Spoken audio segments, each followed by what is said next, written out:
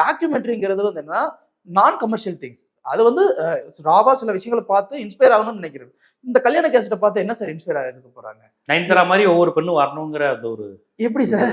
அப்படிதான் அவங்க சொல்றாங்க. நயன்தாரா வந்து ஒரு சாதனை பெண், தனியா இருந்து முன்னேறி இருக்காங்க. அப்படி சில பேர் பேசுறாங்களே சார், நயன்தாரா மாதிரி முன்னேறத பார்த்தா ஒரு முன்னேற்றம் வரும் ஒவ்வொரு பெண்களுக்கும் அப்படிங்கிறாங்க. சார் இந்த கிளாமர் வேர்ல்டுல யாரோ ஒருத்தவங்க முன்னாடி வந்திருக்காங்க அப்படின்றதுக்காக அவங்க மட்டும்தான் முன்னேறியவர்கள் அப்படிங்கிற ஜெயிச்சவங்களை கொண்டாடுற ஒரு மனநிலை. ஜெயிச்சவங்க எப்படியா இருந்தாலும் அவங்களை கொண்டாடுற ஒரு மந்தை ஜெயிச்சவங்கிற மனநிலை எது சார்? நீங்க இன்னைக்கு நான் வந்து ஒரு 1000 ரூபாய்க்கு சம்பாதிக்கணும்னு நினைக்கிறேன். நான் சம்பாதிச்சுட்டேன் அப்படின்னா நான் ஜெயிச்சிட்டேன் சார்.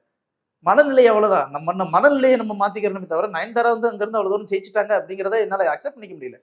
நயன்தாராவுக்கு முன்னாடி சிம்ரன் நல்ல நடிகை தான். சிம்ரனோட நடிப்பும் சரி, டான்ஸும் சரி, ரெண்டுமே நல்லா இருக்கும்.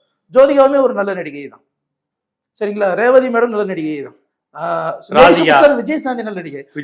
ராதிகா. இப்போ இவங்க எல்லாம் இருக்காங்களா? இவங்க எல்லாம் என்ன அந்த பட்டத்தை தூக்கி தலையில தூக்கி வச்சு கொண்டாடிக்கிட்டா இருக்காங்க?